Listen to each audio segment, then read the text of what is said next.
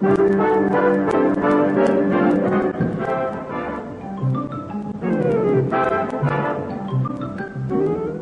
is Jimmy Clitheroe at the Clitheroe Kid with Peter Sinclair, Patricia Burke, Danny Ross, and Diana Day in Why Mothers Leave Home.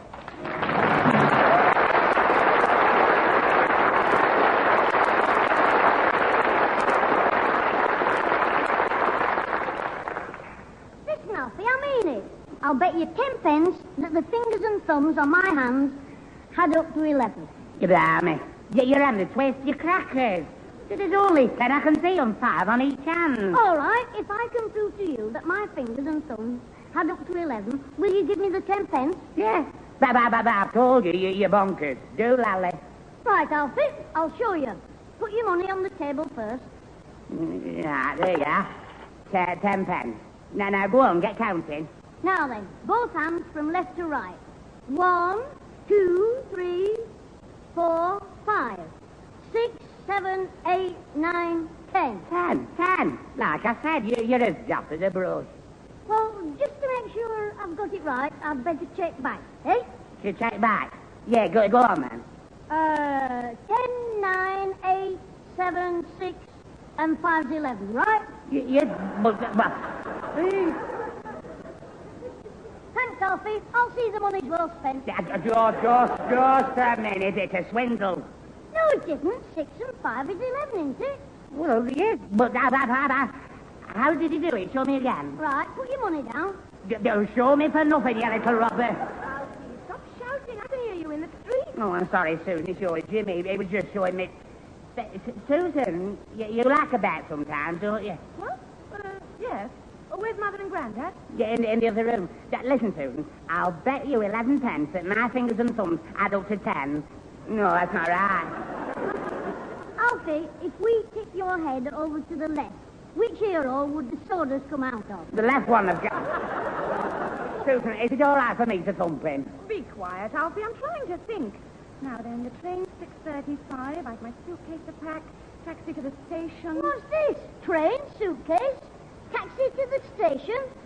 Alfie, it's happened at last. My dreams have all come true. Smashing, wonderful.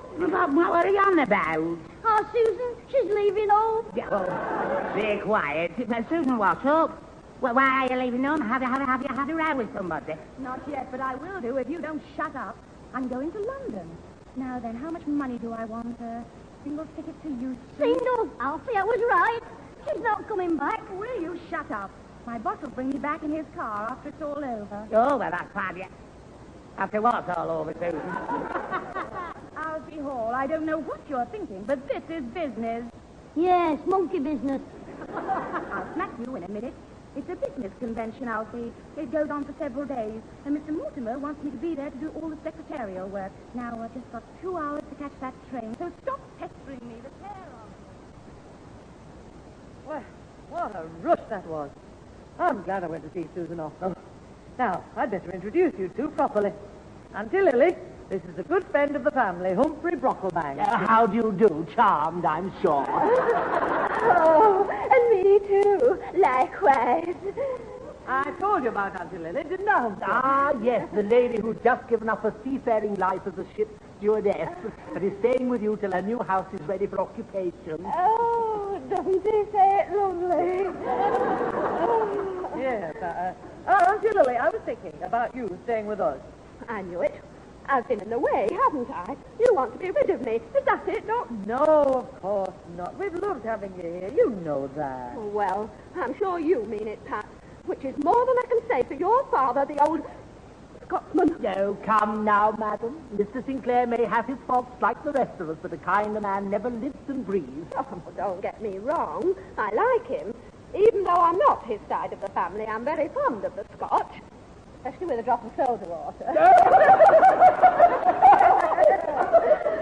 Look, Auntie Lily, you mustn't let Father worry you. I was just going to say that now Susan's gone to London, you could move out of Jimmy's room and have hers. Oh, yes. Now, perhaps that'd help to put Peter in a better mood. I know he's not happy sharing his bedroom with Jimmy. Yes, well, I can sympathize with him. I once had the misfortune to share a bedroom with Master James, and occasionally I dream about it. My sister has to wake me up and comfort me. Yes, anything can happen when our Jimmy's around. Get in that room, you wee scamp. Grandad, don't lose your temper. You know it makes your neck swell. Father, what's the matter now? It's him. He's been waiting for me to come out of the pub. What? I was showing him how to win some beer money, ma'am. A trick, 11 fingers and thumbs. Oh, dear. James showed me that one. I lost 5 pence. Oh, I am sorry. It was just a little trick I learned on the boat. I thought it would amuse Jimmy. I might have known it was your idea, Lily. Typical of your side of the family. Tricking people out of their money. And it's typical of your side of the family having no sense of humour. You're all the same, you Scotch lot. But they have got a sense of humour, Auntie. You've heard the bagpipes, haven't you? I'll strike you in a minute. Now, Father, will you please be quiet? You're not in the pub now. No, Grandad, sober up. Shut up, she means. That'll do, Jimmy. Look, Father, if you'll just listen for a minute, I might have some good news for you. I've just been talking to Auntie Lily, and she'll be moving out of Jimmy's bedroom. Oh, she's going home. I'll carry the luggage down. Her house won't be ready till the decorators are finished. Auntie Lily can move into Susan's room, and Ginny can go back into his own. Oh, thank goodness for that. It's like sleeping in a saloon bar with me, Grandad. When he comes home from the Rose and Crown, he fills the bedroom with beer fumes. You know, 3 mornings running, I've woke up with a hangover. Jimmy, that's enough of that. Yes, you behave yourself. You must have had a very interesting life on the ocean wave, Mrs. Arthur. Oh, yes. I've been everywhere, seen everything. You name it, I've sailed across it, through it, round it, past it, and into it. Eh, Peter? Oh, aye, we've heard all about you, Lily. 30 trips to America, a dozen trips to Australia, 7 times round the world. And a quick day out on the Mersey ferry. Shut up, Jimmy. I tell you a trip I did that you never met, Lily. Right round the northern coast of Canada on an icebreaker. Go on, pull the other leg. It's got ship's bells on it. I'm telling you, I was on loan to the Canadian Navy, and what's more, I've got photographs upstairs to prove it. He's right, Auntie Lily. Our Navy swapped him for a barrel of rum. I shan't tell you again, Jimmy. Look, let's all have a cup of tea and forget it. I've forgotten it already. Icebreaker indeed. It's true, Auntie Lily. Grandad, tell her. Spit your death. Go and fetch your scrapbook down and prove it. I will not. My word should be good enough for any woman. Yes, Auntie Lily, you'll have to believe him, or we'll have the same trouble we had with the fish shop woman. Oh, you mean your granddad told us something, but she wouldn't believe it without the proof? Yes, but as my granddad said afterwards, what he wears under his kilt's his own business.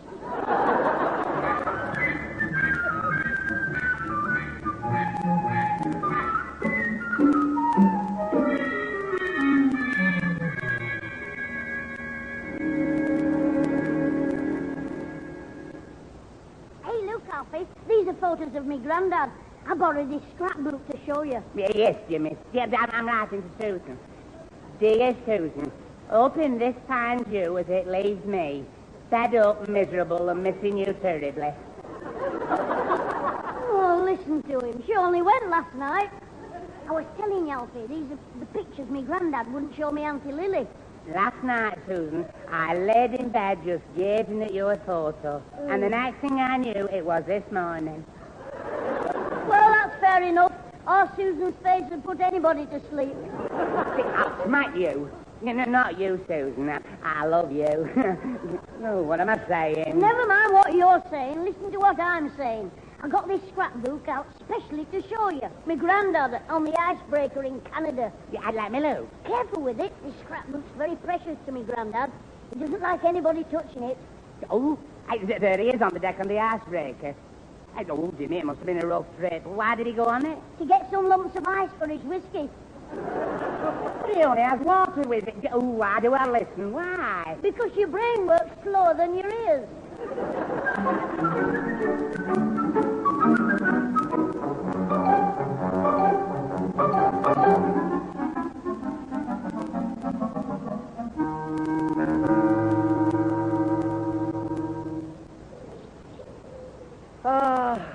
Yes, James, as one stands here in your grandfather's garden, one looks around, thinks of Mother Nature, and says to oneself, What a right mess she's made of this lot.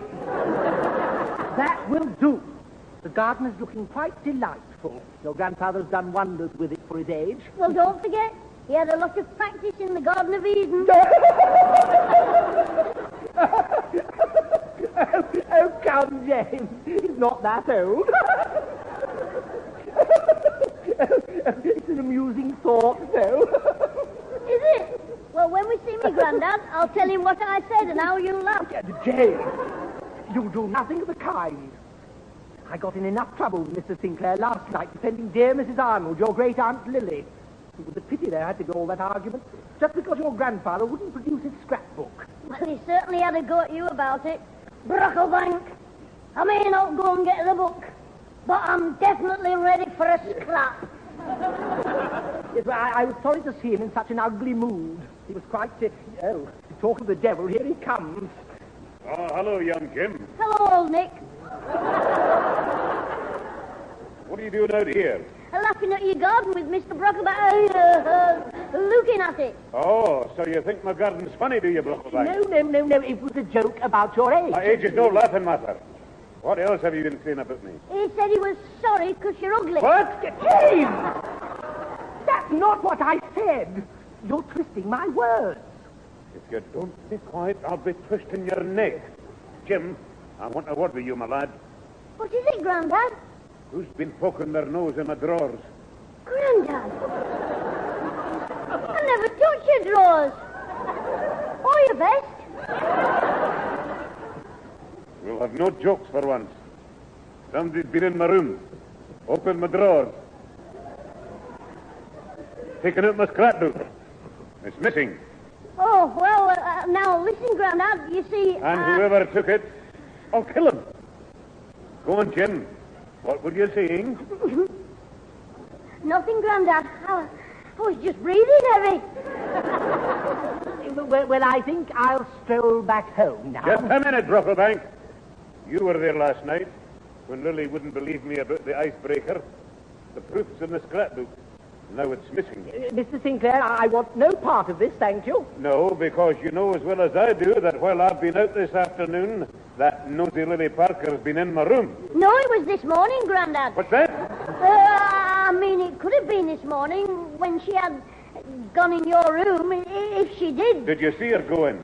No, come out. I mean, she hadn't been in. She was walking backwards. Perhaps I dreamt it, Grandad. Yes. There must be some simple explanation. Well, it's funny, Aunt Lily. Where did you say you found Father's scrapbook? On his chair under the cushion. I was tidying up the living room, and there it was. Oh, well, perhaps he was looking at it last night after we'd all gone to bed.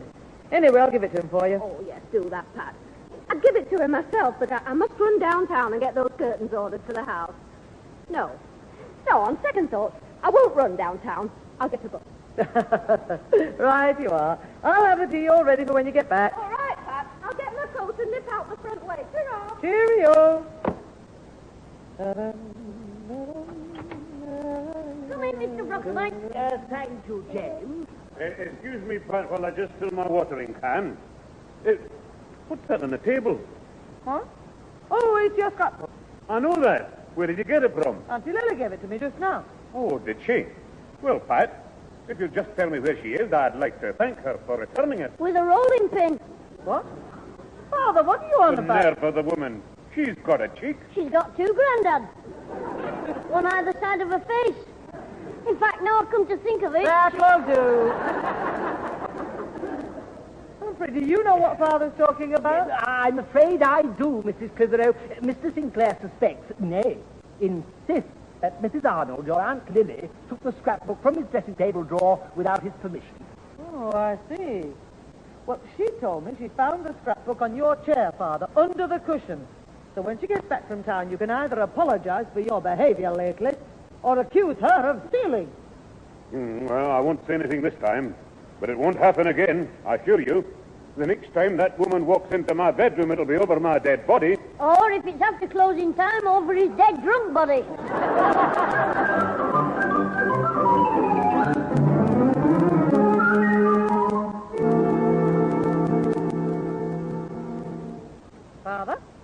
just been upstairs to tidy your room and I can't get in. There's a padlock on the door. I know. I put it there What on earth for? to stop people punching things from my room. Grandad, has somebody been nicking your empty bottles? Keep quiet. Look, Father, if you're still on about that silly scrapbook of yours, Auntie Lily said she found it on the chair. I know what she said, but the book didn't come downstairs on its own. Maybe you brought it down yourself, Grandad, and you just don't remember. Oh, don't be stupid. There's nothing wrong with my memory.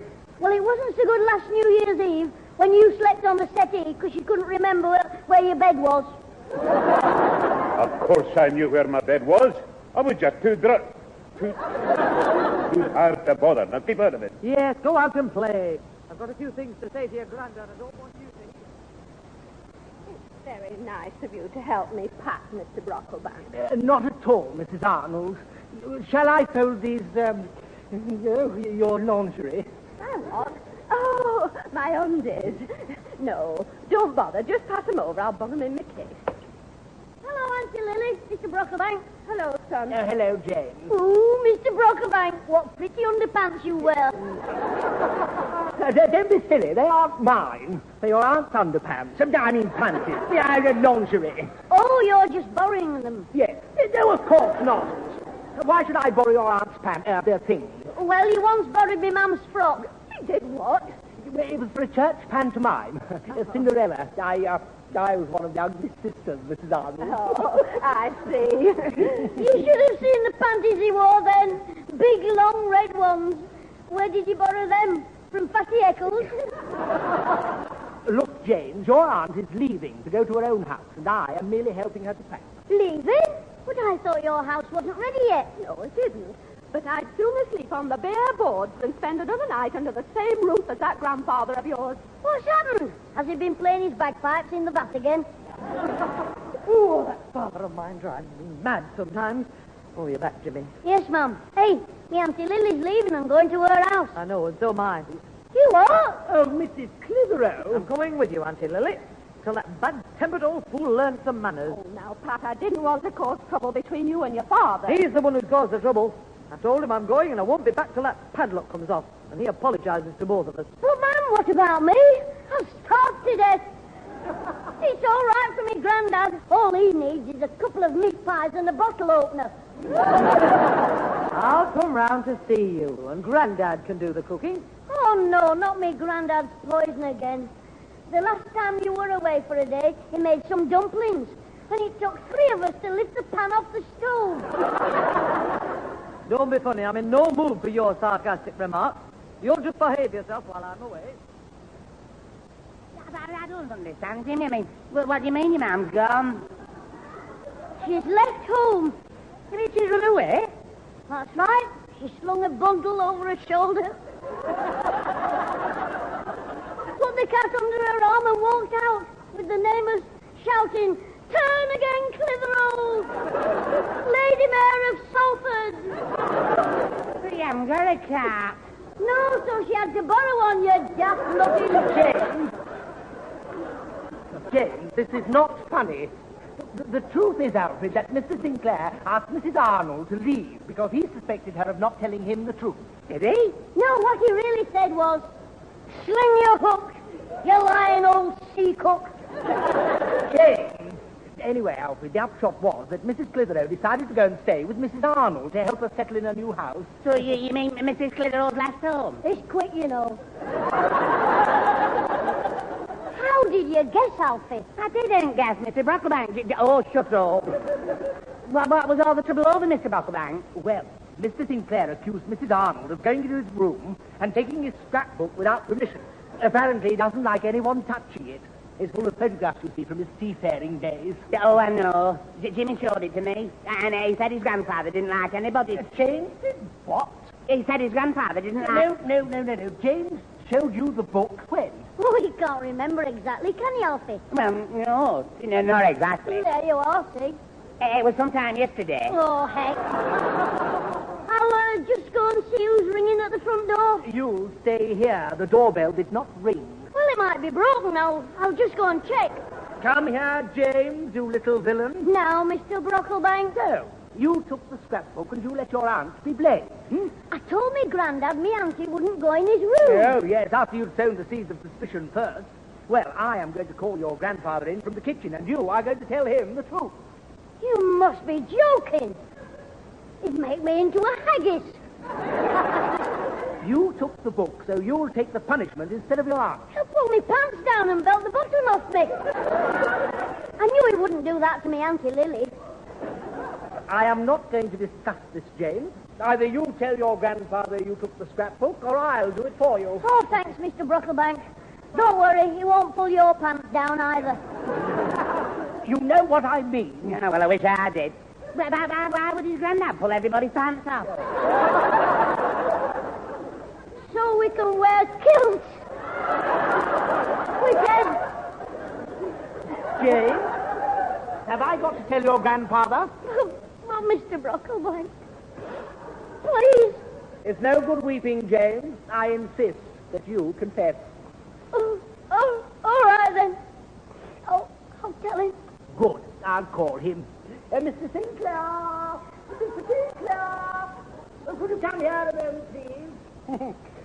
You'll feel much better, James, once it's off your chest. It's not my chest I'm worried about. What do you want, Humphrey? I'm cooking something. Oh, well, you better get back quick, Grandad. We don't want it burning. Mr. Sinclair, James has a confession to make. Confession? What does he mean, Jimmy? Oh, well, it's about your scrapbook. Well, Mr. Brocklebank wants me to tell you that my Auntie Lily didn't take it. He says I should tell you that I took it. Yeah, that's right. No, it isn't. James, you didn't put it quite properly. Well, that's what you told me to say. oh, did he? Yes, he said I'm to take the blame instead of my auntie. I see. No, James, you're making it sound as though I invented it. Well, it wasn't my idea. Alfie, didn't Mr. Brocklebank tell me to confess? Oh, yes, he did. Don't you want him to now, Mr. Brocklebank? Of course I do, but... Brocklebank, why don't you keep your big nose out of my affairs? But I assure you, Mr. Sinclair, James did take your scrapbook. Tell him, James. Right. Grandad, I took your scrapbook, not Auntie Lily. There you are. Did I say it right that time, Mr. Brocklebank? James. You must think I'm a right idiot, Brocklebank, expecting me to fall for this. James, will you please tell him the truth? Of course I will. Mr. Brocklebank said he wanted me to confess. He said either I could tell you or he would tell you, so I'm telling you. Grandad, I took your scrapbook, so will you please punish me and be friends with my Auntie Lily and my mum? That's enough. I admire you, son, for trying to help, but I don't want to hear any more of this nonsense. But Mr. Sinclair, I assure you... Oh, give up, Brocklebank, you stupid ninny. Well, Grandad, aren't you going to smack me for taking your scrapbook? No, because I don't believe you, and I don't want to hear another word about it. Well, that's that. I'm sorry, Mr. Brocklebank, but I did my best.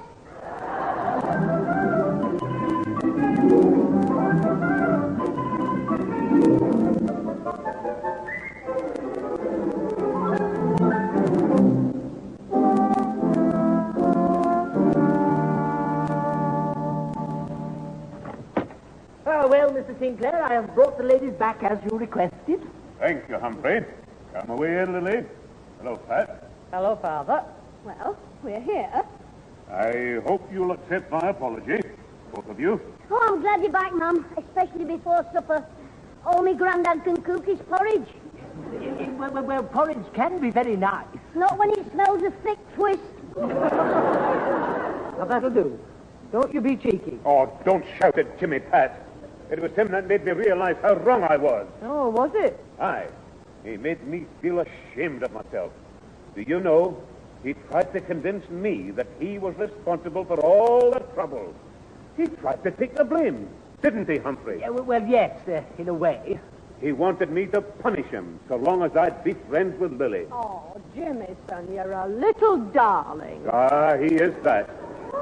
He's a lesson to us all, isn't he, Humphrey? Oh, yes, we can all certainly learn a lot from James. Oh, don't embarrass me. I'm not that good. At some things you are. Well, thank you, son. Oh, it was nothing, Mum. There's no need to thank me. Just double me pocket money. I hope you don't mind me coming in the back way, Mr. Sinclair, but my mum sent a steak and kidney pie over for you and Jimmy, seeing that you're on your own. But you're not, are you? You're here. Hello. No, not you, Mr. Sinclair, although you are. I mean, hello, Mrs. Clitheroe is, and Auntie as well. Your kettle's boiling. Oh, are they? The kettle is... Now, let's all lie down for a minute. And Alfie can pour the pie in the kettle and we'll eat it through the spout.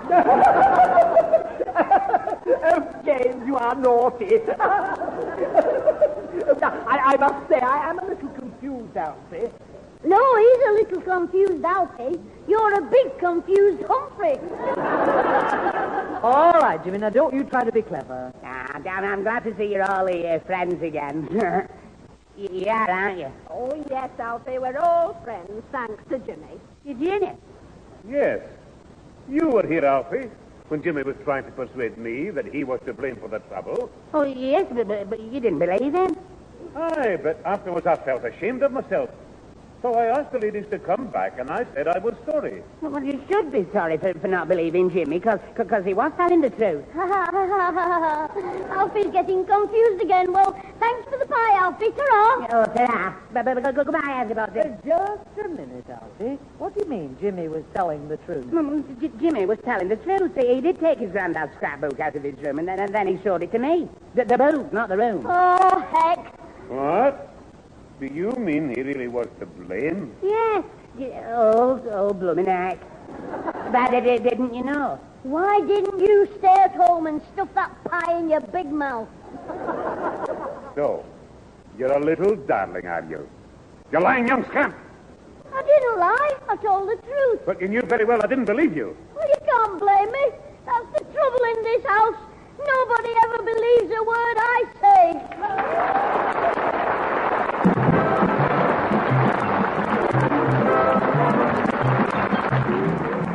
Those involved with the Clitheroe Kid this week were Peter Sinclair as grandfather, Patricia Burke as mother, Danny Ross as Alfie Hall, Diana Day as Susan, Colin Edwin as Humphrey Brocklebank, and Rosalie Williams as Auntie Lily.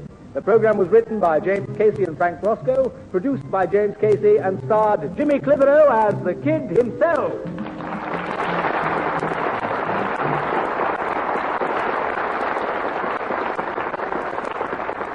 I thought you'd like to know I didn't get smacked. But I got sent to bed without any supper, not even a bowl of porridge. I told Alfie I'd never forgive him unless he sneaked his mum's pie up to my bedroom. So he did. He waited till nobody was looking, hid the pie under his coat, dashed into my room, fell over the bed and squashed the pie all over his pullover.